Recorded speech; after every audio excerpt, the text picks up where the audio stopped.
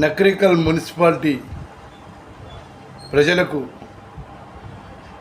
హృదయపూర్వక బోనాల పండుగ శుభాకాంక్షలు. 1000 కళ్ళ అమ్మ ముత్యాలమ్మ కృపాకటాక్షాలలో భారతదేశ ప్రజలు చల్లగా ఉండాలని కోరుకుంటున్నా. అమ్మ కరుణిస్తే సిరి సంపదలు కురుస్తాయి. అమ్మ వరమిస్తే